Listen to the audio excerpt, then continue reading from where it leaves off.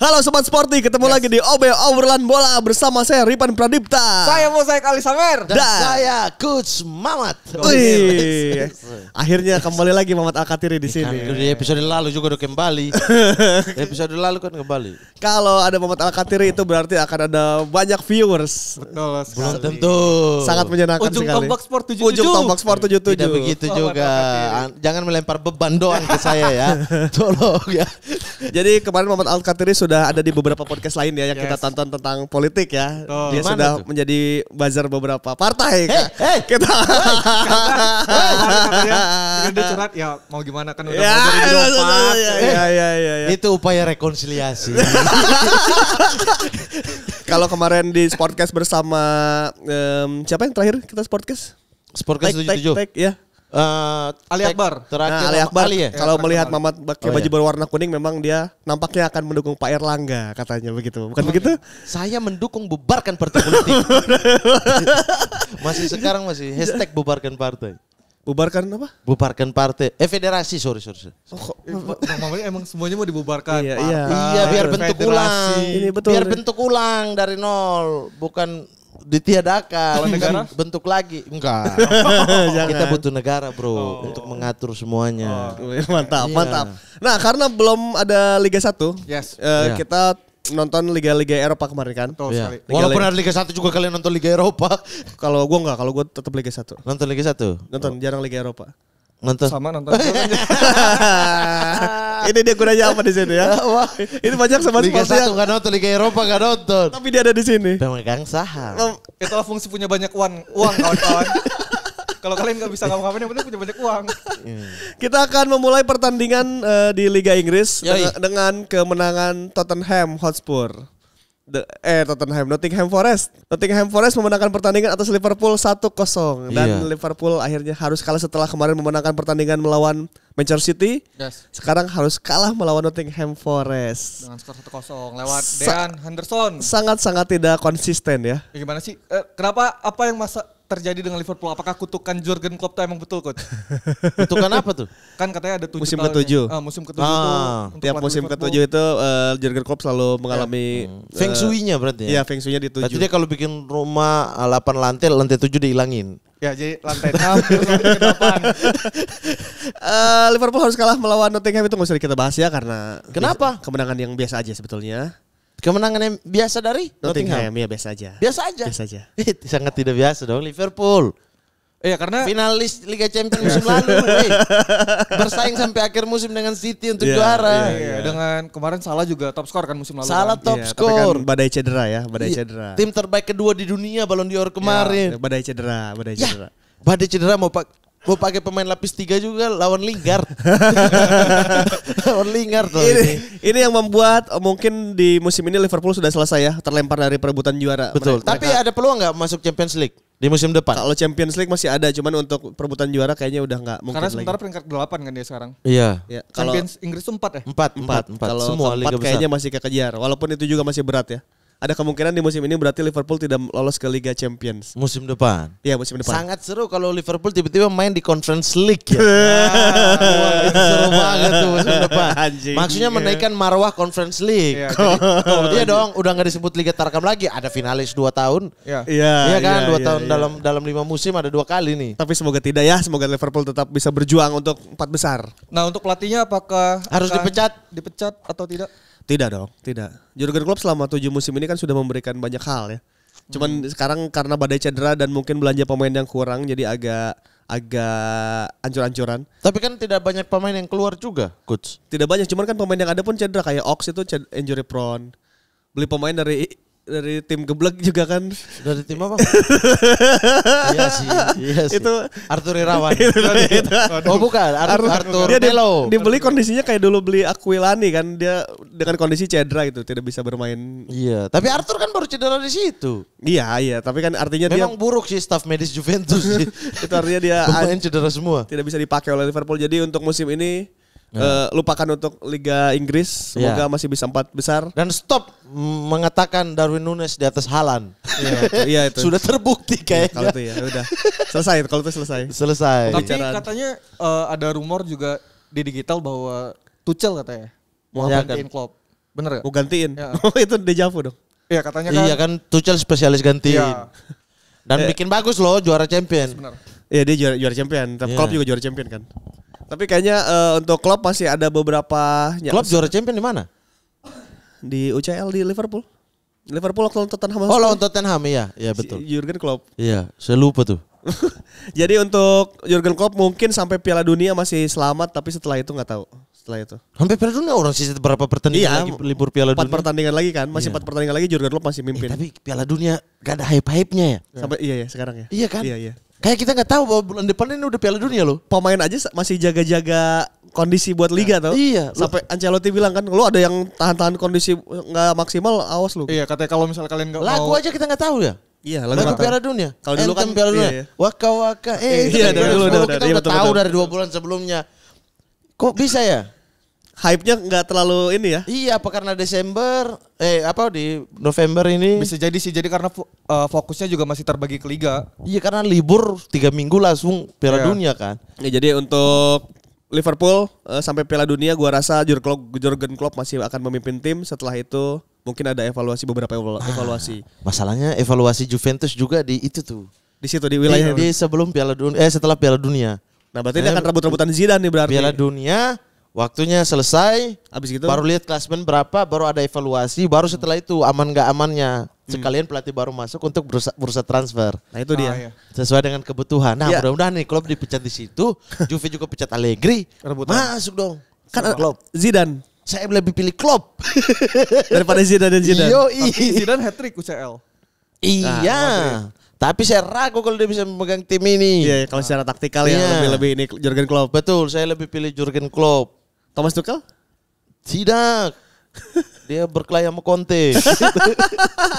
Jadi akan agak menarik ya setelah Piala Dunia itu akan Ya. ada beberapa Pertukaran ya. Pertukaran kayaknya ya. Kalau melihat kondisi tim yang memang sudah pada tidak stabil di musim ini. Betul.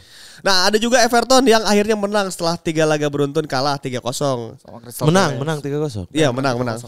Menang 3-0 atas Crystal Palace. Oke. City kembali Haaland 2 gol nih, menang atas Brighton 3-1. Iya. City menjadi jaraknya dengan Arsenal tinggal 2 poin karena Arsenal pun ditahan imbang Satu sama. 1-1. Itu gimana? Haaland kembali cetak 2 gol. Udah gak usah dibahas dia tuh. Udah ya. Di tahun depan kan Ballon d'Or dia. Bisa jadi. Iya. Karena Champions tapi ya. Gak usah orang itu aneh aja. Abis gini Haaland berarti Piala Dunia dia istirahat ya? Gak main? Nggak main Norwegia Norwegia, gak masuk. Gak main berarti dia punya Iya. istirahat lumayan tuh. Iya. 1 bulan istirahat. Kok bisa tiba-tiba ada alarm nih? Alarm loh. Alarm ya Allah. Salat- ada alarm. Salat zuhur ya?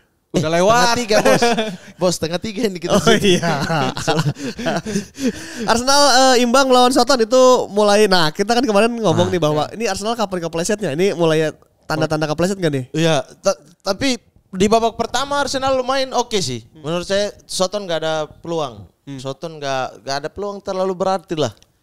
Dan lini tengah sangat-sangat dikuasai oleh Odegaard. Martinelli. Kemudian peluang sangat banyak di Arsenal yang tidak bisa dimanfaatkan menjadi gol. Ya. Tendangan di depan gawangnya Cesc Fabregas yang langsung ke kiper. Terus kemudian Martinelli beberapa kali masuk menerobos juga menyanyiakan peluangnya. Saka juga ada sekali peluangnya masuk. Itu dibuang-buang percuma. Di babak kedua Soton berubah. Ya. Arsenal tidak mendapat kesempatan. Pertanyaan saya adalah kenapa ketika membutuhkan kemenangan Arteta malah mengeluarkan Odegaard. Iya, Odegaard main tidak seperti biasanya, tetapi ya Odegaard loh. Iya, dia yang mimpin lini tengah ya. Oh iya di tim ini gitu loh. Odegaard kalau di tim lainnya bisa ganti siapa aja emang. iya. Tapi di tim ini kan nyawanya gitu. Tidak ada penggantinya. Tapi kalau ngelihat Arteta kan emang Arteta selalu kalau misalnya di babak kedua Odegaard tuh selalu jadi pilihan pertama untuk diganti. Iya, tapi biasanya karena Arsenal udah unggul di babak pertama. Iya, betul. Jadi Odegaard akan diganti dengan gelandang yang bisa punya kecenderungan untuk bertarung. Ya. Ya, Odegaard kan tidak punya kemampuan defend kan. Nah, tapi masalahnya kemarin adalah skor 1 sama. Apakah memang dia puas dengan skor 1-1 ini? Karena Soton betul-betul serang terus, sehingga mungkin dia harus Mengamankan pertandingan. Iya, perkuat lini tengahnya.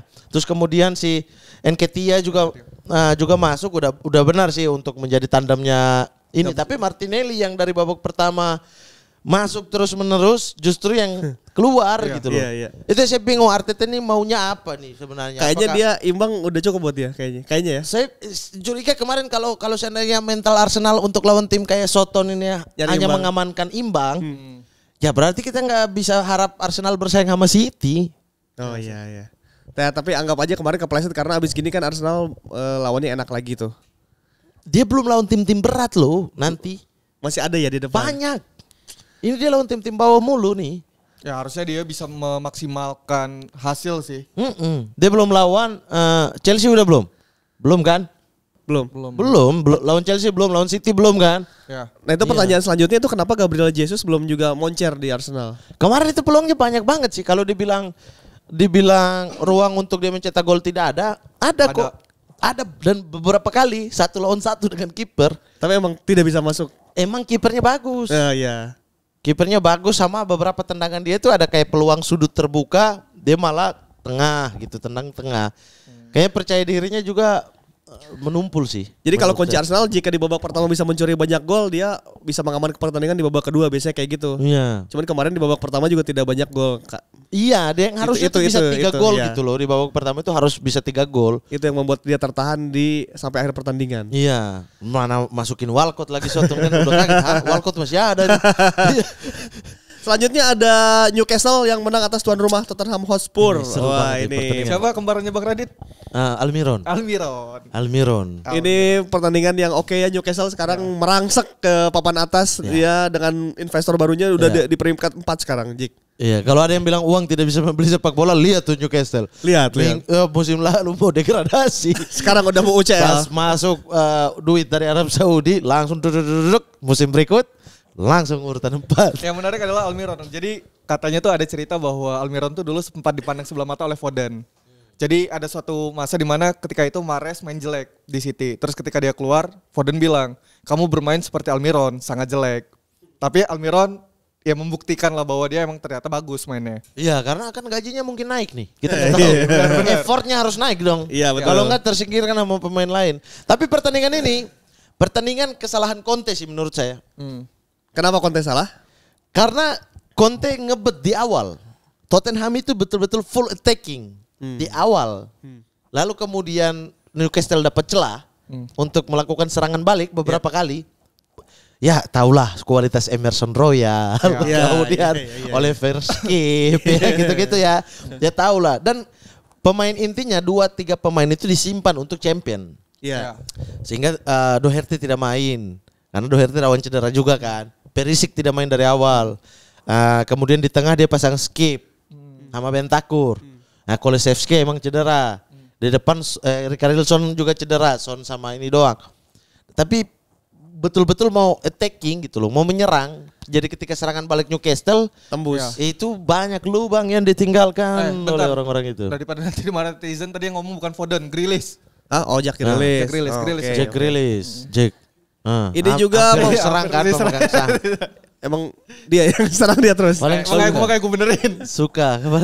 Ini juga membuat ini posisi Trippier, Ya. Kieran Trippier di fullback kanan Inggris makin kuat ya karena Walker kemungkinan tidak ya. Walker juga masih aman sih sebetulnya. Cuman ya Trippier kan bisa set piece free kick James cedera. Reece James cedera, Trent Alexander-Arnold lagi menurun performanya di Liverpool. Iya. Nah, jadi sampai dia bahkan diganti James Milner kadang-kadang di fullback kanannya. Iya. Tapi kadang-kadang dia di Inggris, timnas Inggris dikasih wingback. Walker main tapi Iya. sebagai back belakang kan. Back belakang ya. Back belakang sebelah kanan gitu. Iya. Jadi bisa cover Karena posisi dia. 3 back pakai 3 back. Iya, gitu kan. cover posisi dia. Jadi Trippier mungkin ini salah satu pemain yang akan main di Piala Dunia nih. Udah posisinya udah lumayan aman nih dia. Bisa jadi sih. Ya kecuali dia cedera ya. Ya Trent Alexander-Arnold nih yang lagi bingung posisi apakah dia dibawa apa enggak ke Qatar. Kalau menurut saya tetap di bawah sih. Tetap dibawa ya. Tetap di bawah Trent Alexander-Arnold. Karena mungkin Southgate bermain dengan cara yang berbeda. Ya, Dia oh tidak iya, disuruh untuk fokus untuk bertahan. Ya. Ya, ya. Kalau serangan ya kita nggak ragukan lagi lah. Trent. Betul. Dan yang paling akhir kita akan menuju Chelsea melawan MU. Ini match seru kemarin. Tuh. Banyak bumbu di dalamnya. Jadi Ronaldo juga tidak dibawa karena yang seperti kita bahas kemarin kena Ya. sanksi. Jorginho mencetak gol melalui tendangan penalti di penghujung pertandingan. Saya kesal itu orang ini sumpah. Kenapa? Jorginho. Dia 2 kali tendangan penalti tidak gol yang membuat Italia tidak lolos ke Piala Dunia. Iya kan akhirnya kalah sama Swiss di grup kan. Itu gara-gara injury time dapat penalti tendang tidak gol. Terus waktu main di Swiss juga itu satu sama dia tendang penalti tidak gol juga. Nah orang ini penyebab makanya dia nangis paling kencang waktu kalah sama North Macedonia kan dia yang paling kencang menangis karena kesalahan dia. Kemarin bagus banget tendangan penalti. Menit akhirnya mulus ya. Gak stop tiba-tiba gitu loh dia lompat langsung tendang. Jorginho membuat gol itu tuh membuat awalnya Chelsea seakan-akan akan memenangkan pertandingan.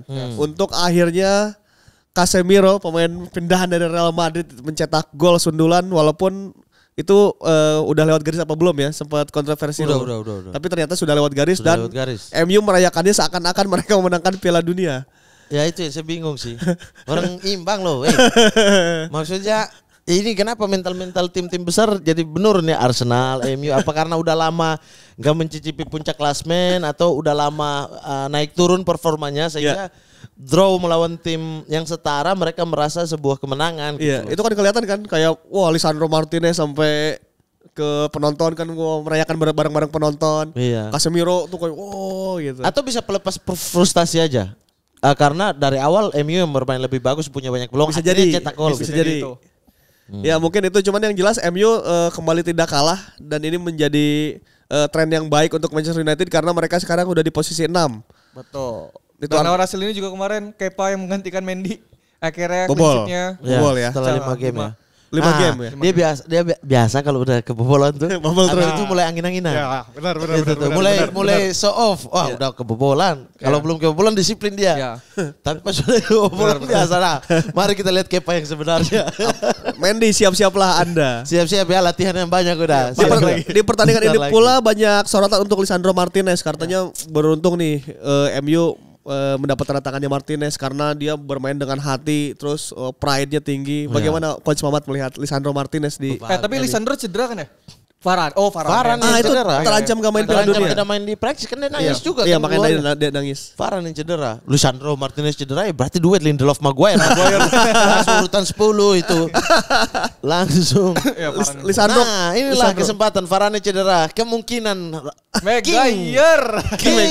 The Lord of the Ring Maguire akan kembali ke lapangan hijau. El Capitano apa namanya? Justru ini kesempatan untuk Maguire karena dia juga harus mengamankan tempatnya di Piala Dunia kan. Jika dia punya menit main dari sekarang nih, dia setidaknya punya 4 pertandingan di Liga Inggris. Dia tampil bagus Piala Dunia milik Maguire. Tapi setahu saya Southgate udah menjamin posisi Maguire di Betul. timnas. Secara kepercayaan secara kebugaran. Jadi bukan kayak pemain titipan yang dimasukin sama U21 aja bisa. Itu Ronaldo. Kebugaran doang. Iya maksudnya Maguire juga bisa. Bisa aja gitu. Tapi kita yang bukan fans MU itu sangat menantikan. Betul. Maguire bermain. Iya, karena hiburan. Lucu. Hiburan. Semangat.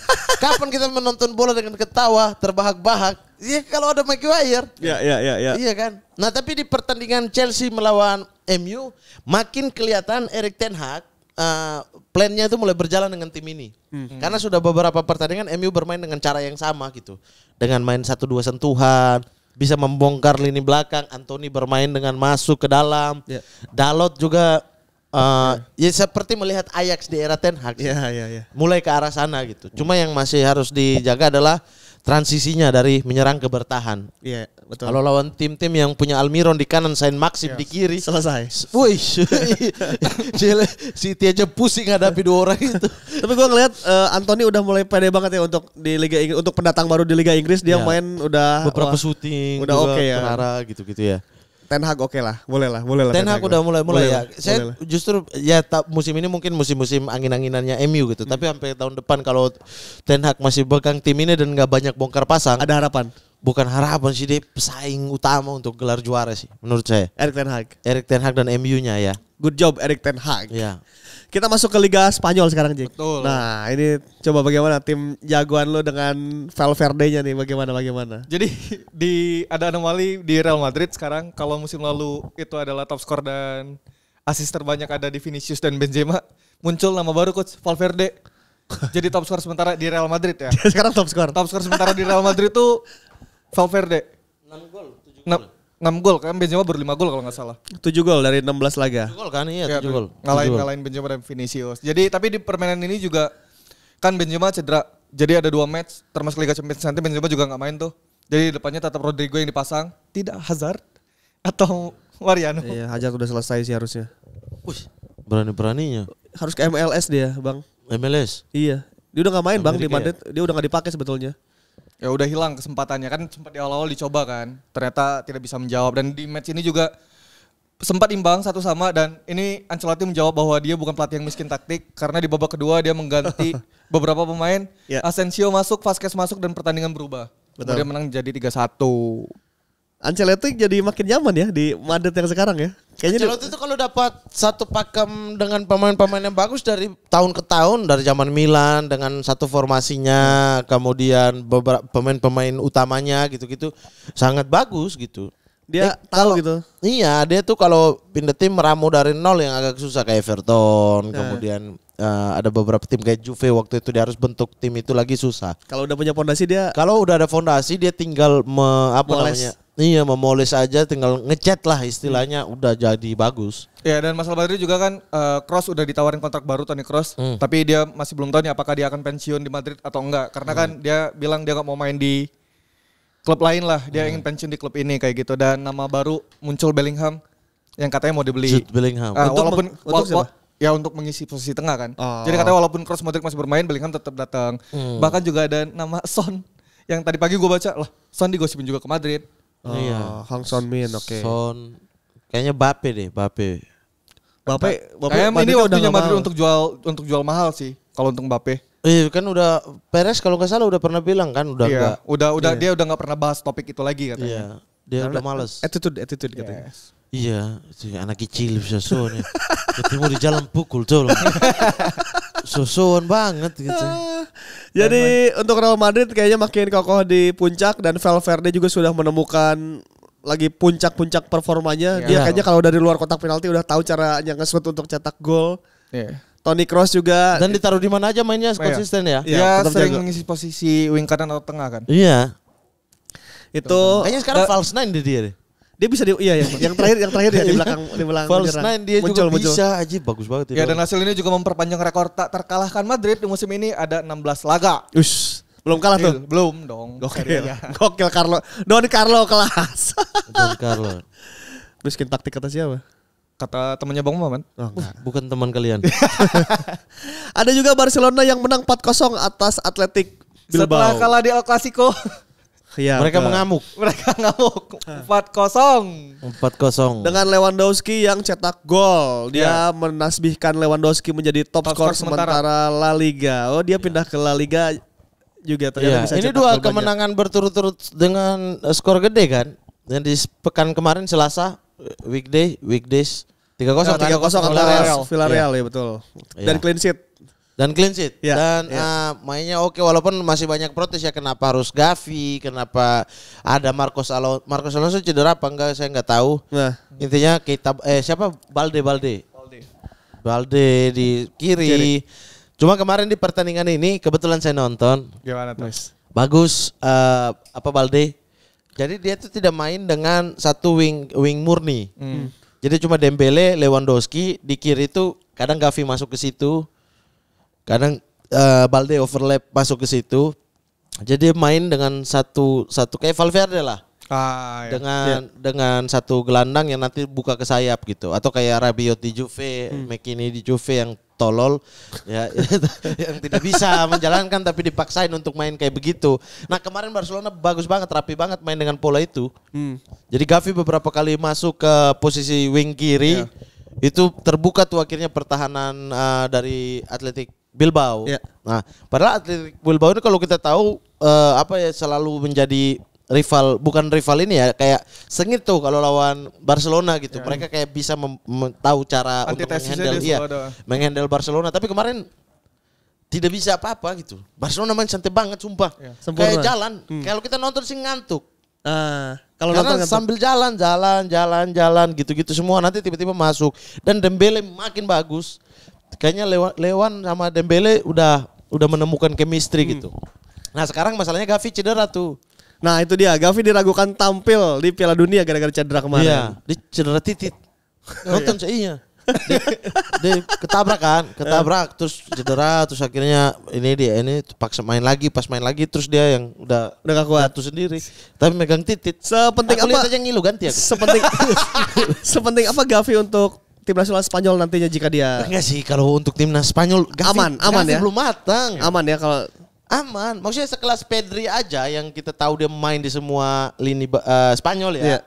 Berapa pun dia ikut gitu. Itu aja masih angin-anginan. Maksudnya ada tiba-tiba satu performa yang ya masih Pedri main gini gitu. Apalagi Gavi itu masih mentah banget menurut saya ya untuk pemain muda tapi punya potensi. Jadi ketika ada di posisi bagusnya atau ketika lagi on form lah itu bagus banget gitu. Memang karena punya potensi tapi seringkali tidak konsisten ya namanya pemain muda gitu. Cuma kalau untuk Spanyol masih banyak di situ. Untuk timnas sendiri berarti masih aman dengan masih aman lah. Pedri ada kan, Pedri bisa di situ. Kemudian gelandangnya ini gelandangnya Atletico ada Koke di situ. Ada banyak banget gitu. Ada Rodri juga di situ. Oh iya di situ dia banyak banget. Busquets juga masih bisa dipanggil gitu. Jadi Gavi tidak terlalu penting sih menurut saya. Kecuali yang hilang misalnya Morata karena nggak ada striker lagi. Iya betul. Oke itu dia La Liga ya. La Liga masih didominasi oleh Real Madrid. Selanjutnya ada ini menarik nih timnya Bang Mamat. Jagoannya Bang Mamat Juventus membantai Empoli 4-0. Ini tuh big match ya. Juventus melawan udah 2 game juga kan clean sheet. Maksudnya big match itu pertandingan papan atas. Pertandingan tim terluka. Papan tengah. Papan tengah. Juventus menang lagi setelah terakhir lawan Torino kalah 0-1. Oh tidak. Terakhir itu menang. Menang 1-0. Oh menang. Oke. Ya. Lawan Torino itu menang 1-0. Juventus sendiri 2 game sudah tidak kebobolan. Apakah itu lini pertahanannya berarti sangat sempurna sekarang? Oh tidak. Tentu tidak sempurna. 5 gol di 2 match dengan tanpa kebobolan 6 poin. Wah itu. Menurut saya nih ada satu yang Allegri anjing mulai sadar ya. Bahwa pemain seperti McKennie, pemain seperti Rabiot itu posisi aslinya adalah pemain tengah. Gak bisa pemain tengah yang tiba-tiba jadi Valverde main di sayap. Selama ini dia main dengan 4-4-2. 4-4-2 dengan pemain ini mengisi nih sayapnya. Rabiot ngisi sayap kiri atau McKennie ngisi sayap kanan. Jadi salah satu itu main di sayap, 3 gelandang tapi salah satu main di sayap. Yang 2 murni, gelandang itu cuma 2. Nah gitu-gitu. Nah beberapa kali kemarin dia mulai kita dengan 3 gelandang. McKennie tidak perlu ngisi posisi Cuadrado.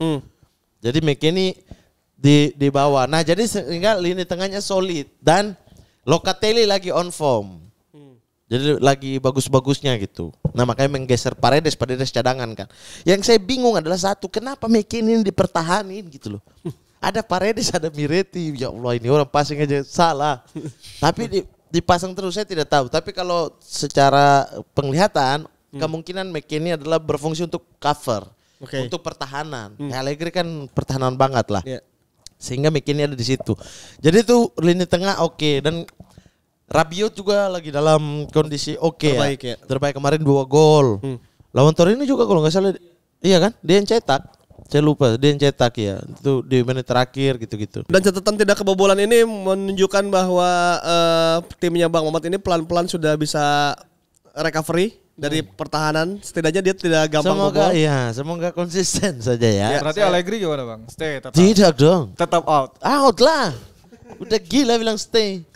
Dan ini juga efek dari ketika kekalahan melawan Maccabi. Pemain itu dikumpulkan di barak. Di baraknya lah istilahnya.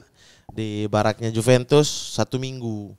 Itu terjadi friksi itu tapi ada yang bilang tidak bisa, kita tidak mau begini gitu-gitu. Jadi ada gesekan di ruang ganti.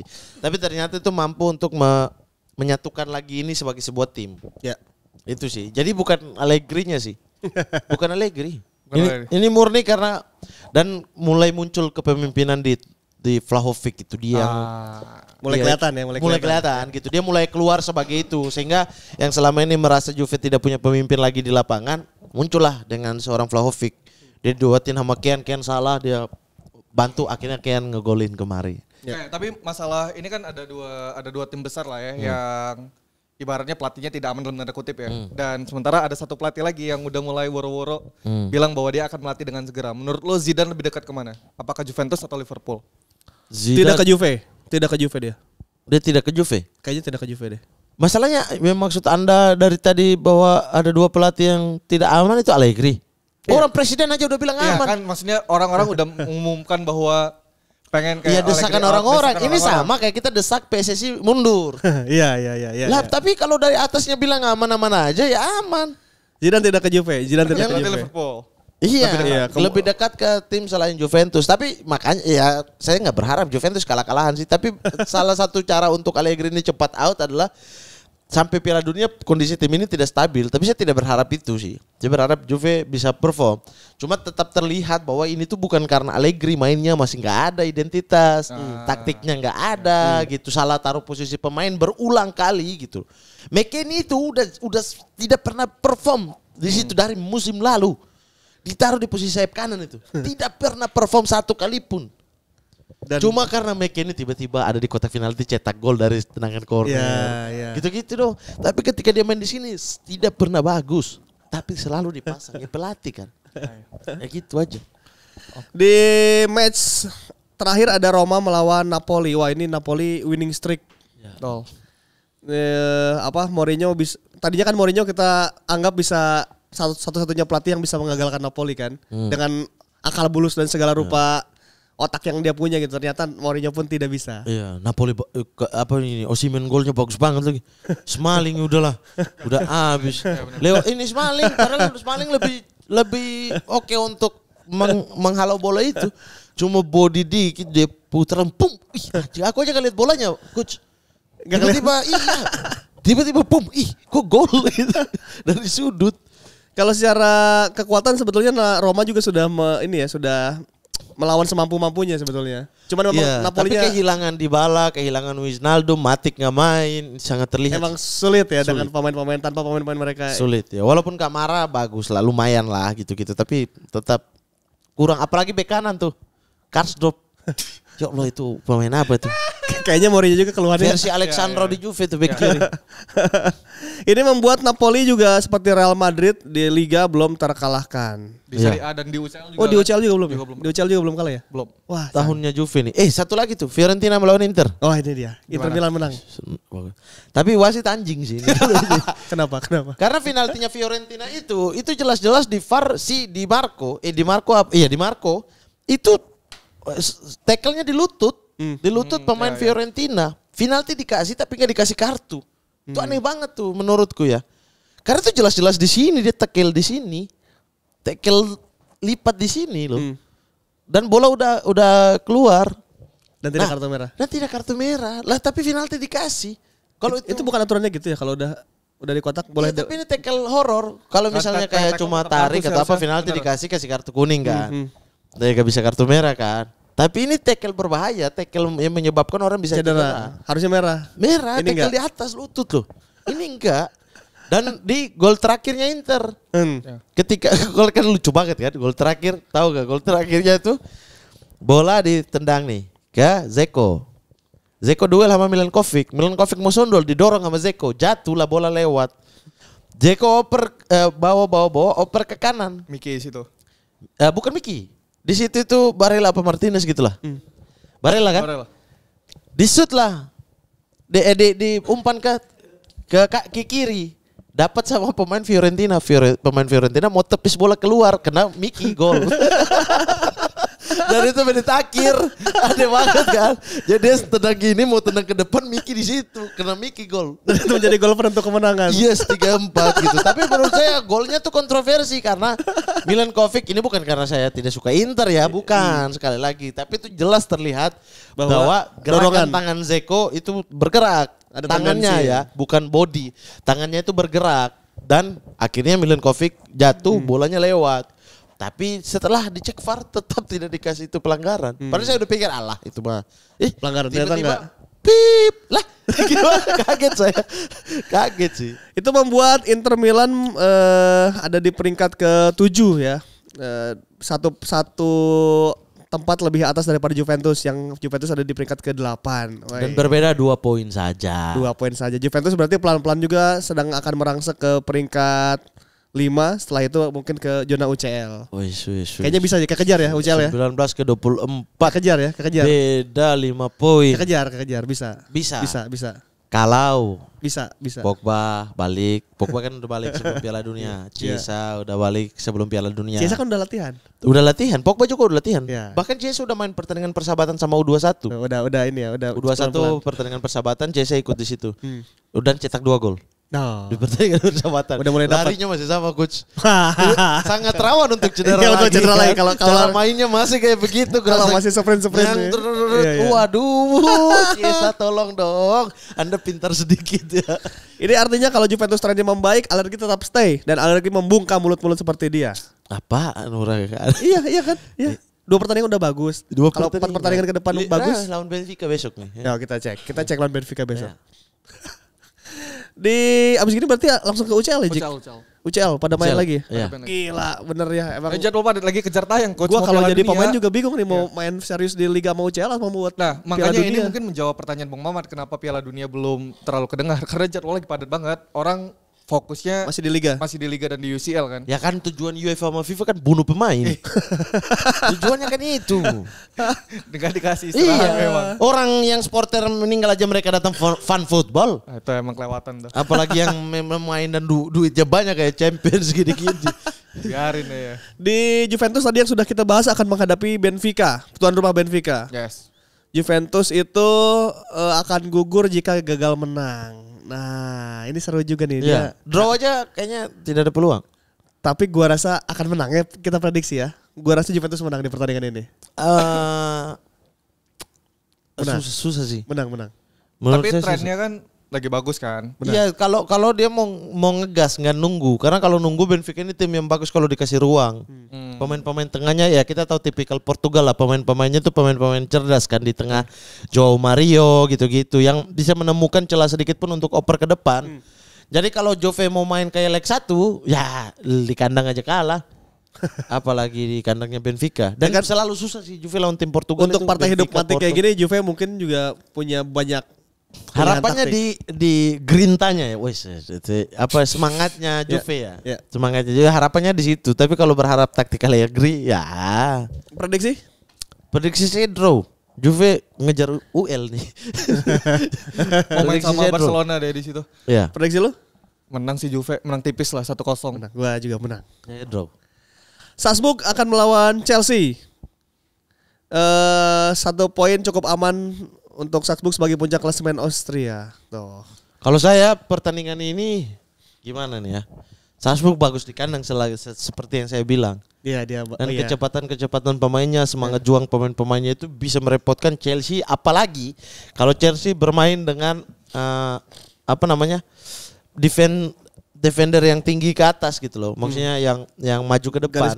Garis pertahanannya tinggi, itu sangat enak buat Salzburg ketika serangan balik dengan kecepatan pemain-pemain mereka. Adu lari. Dan itu mereka sudah membuktikan lawan tim-tim besar. Mereka nunggu, langsung semua keluar kayak semut tuh. Iya. Kayak semut keluar. Jadi itu sih. Ada juga Dortmund melawan City. Nah, City yang udah lolos ke babak 16 besar. ya, City udah lolos, Dortmund cuman butuh 1 1 poin. Ini pertandingan mungkin agak akan santai ya. City pun kayaknya akan pakai tim-tim cadangannya tuh. Yeah. Jack Grealish akan mulai main. Yang gitu-gitulah. Mungkin ini pertandingan akan lumayan terbuka karena untuk City sendiri kan karena dia udah lolos, dia ya udah santai dulu aja lah gitu. Toh habis gini dia di Liga Inggris juga kan.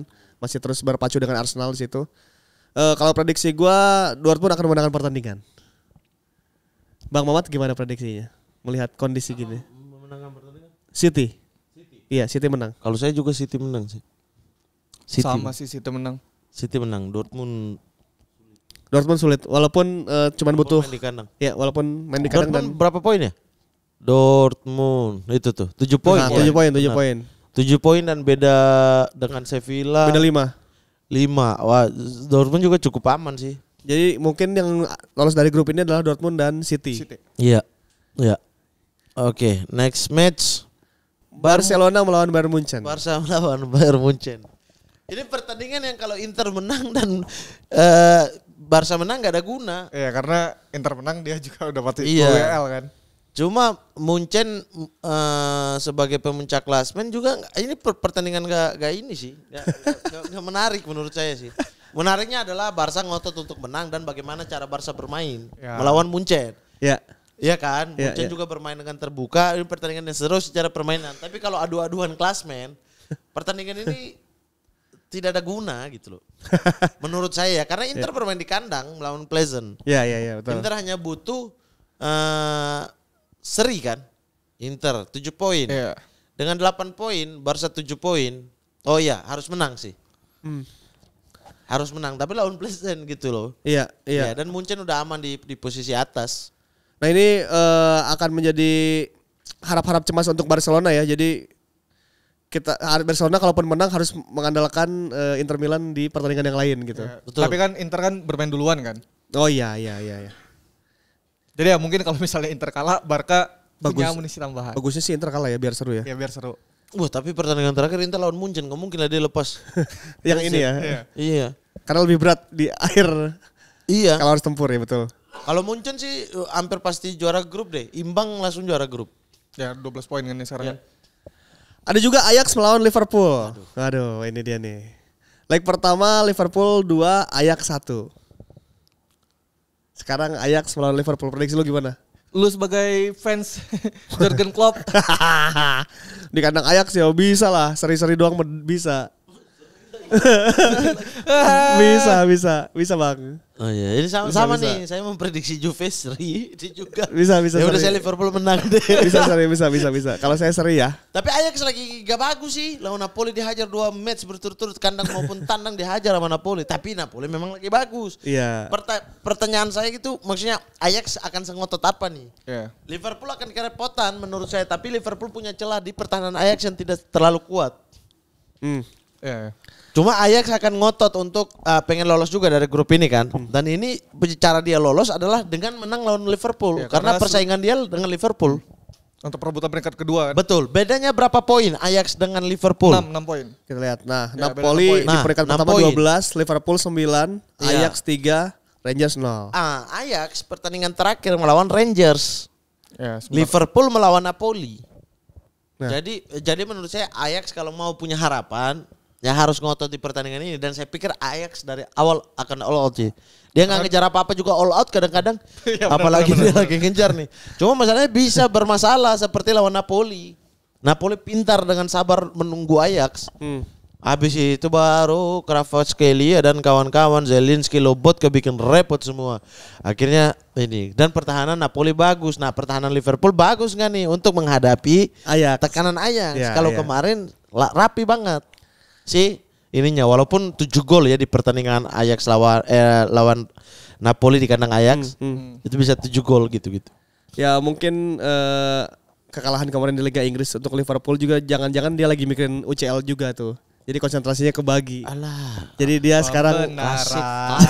jadi sekarang dia Klasik langsung. ini Mohamed Salah akan bisa ngacak-ngacak. Juve juga hampir nggak lolos di Champions. Lawan Empoli kemarin pemain inti semua. Pemain inti yang tersedia ya, sisanya cedera. Jadi kalau gue sih imbang sih kayaknya di kandang Ajax. Prediksinya imbang. Imbang. Oke. Imbang. Imbang ya. Ya. Kalau saya sih Ajax menang. Sama, gue juga Ajax menang sih. Enggak kalau menang enggak. Dan ini akan terjadi balas-balasan gol sih menurut saya. Karena dua tim ini terbuka. Skornya berapa prediksi? Liverpool Ajax. Kalau saya Ya. Ajax Liverpool. 3-2 untuk kemenangan Ajax. Tuh, 2-1 Ajax. 1 sama atau 2-2. Muhammad Salah cetak gol, yang jelas Muhammad Salah cetak gol. Yakin Ya. gua. Ya nggak apa-apa, saya juga salah cetak gol 2 gol ini. Tapi Ajax 3. Oke. Itu aja Udah. untuk OB episode ini. Ya. Sampai ketemu lagi di OB mendatang dan semoga Muhammad Al-Katiri masih terus hadir di OB. Hadir dong kalau lagi syuting Sportcast 77 kayak hari ini nih ada Nil Baizar, ada Bang Ari Kriting. Saya datang seperti itu, kita OB dulu. Dan Iya. doakan usaha Bang Mamat hari ini lancar kawan-kawan. Iya, hari ini saya lamaran kawan-kawan. Karena Coach Nil nggak datang sendiri. Ya, dia datang bersama anaknya sesuai permintaan saya.